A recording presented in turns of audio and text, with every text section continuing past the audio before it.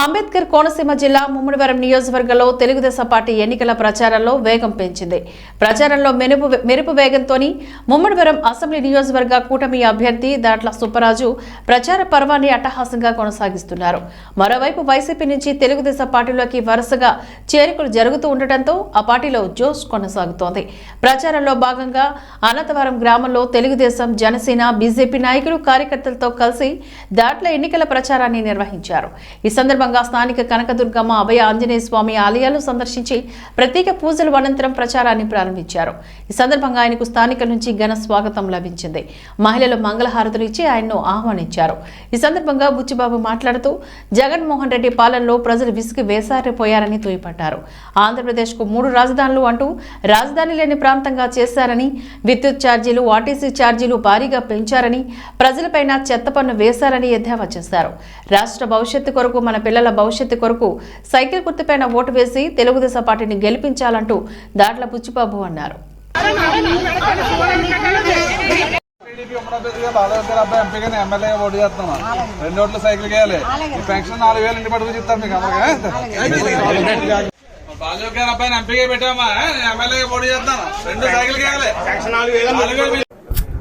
ఈరోజు ముమ్మడివరం మండలం అనాథరం గ్రామంలో ఈరోజు ప్రచార కార్యక్రమం స్టార్ట్ చేసుకోవడం జరిగింది.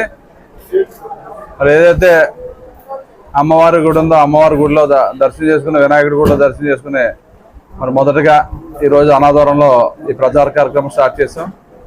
మరి మహిళా సోదరి మనందరూ కూడా పూలు జల్లి ఆరతి ఇచ్చి ఆశీర్వదిస్తున్నారు ఎక్కడికి వెళ్ళినా.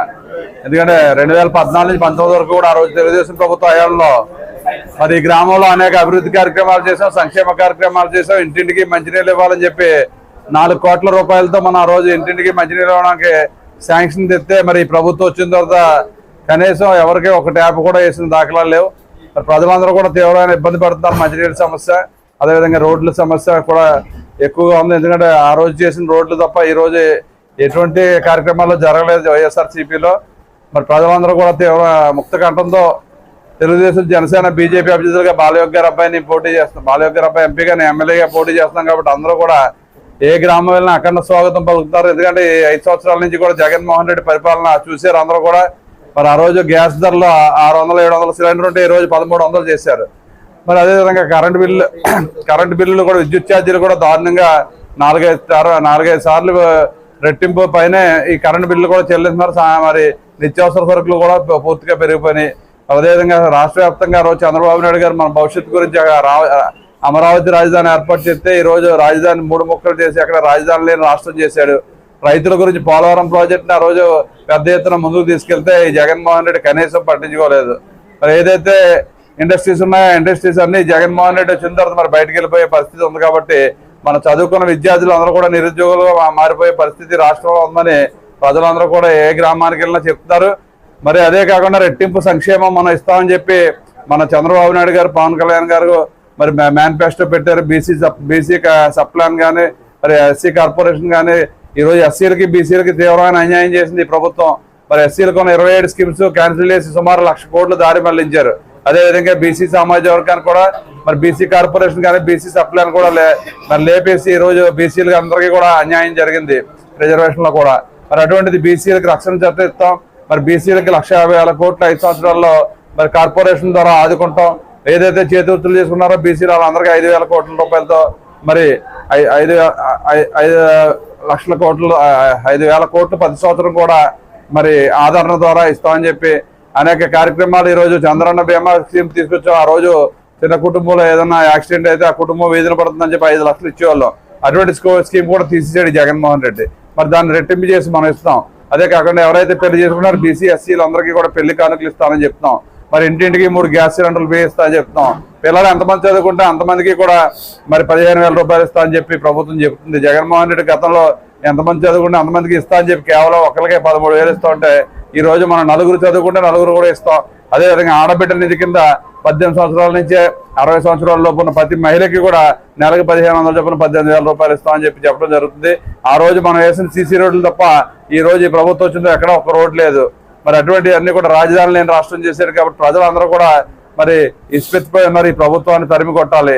మనకున్న చోర్స్ అంతా కూడా ఇసుక అంతా కూడా దోచుకున్నారు.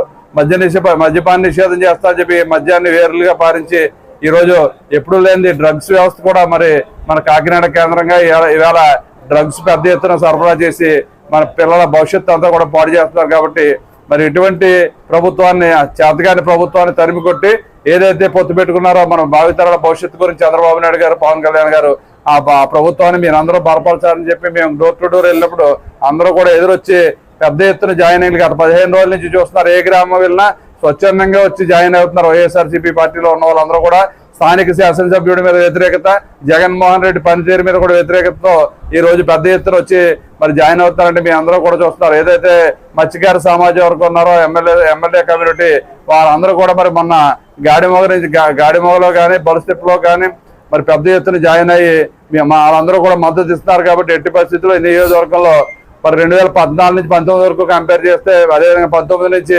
24 వరకు కూడా సతీష్ని నన్ను కూడా దగ్గరలో చూశారు ప్రజలందరూ కూడా. ఆ రోజు మనం ఏది ఆశించకుండా మరి నీతి నిజాయితీగా అభివృద్ధి చేసాం, సంక్షేమం చేసాం. మరి ఈ రోజు ఆ నీతి నిజాయితీ లేకుండా ఎక్కడ లేఅవుట్ వేసినా మరి డబ్బులు ఇవ్వాలి, ఎక్కడ సైట్ అమ్మినా డబ్బులు ఇవ్వాలి.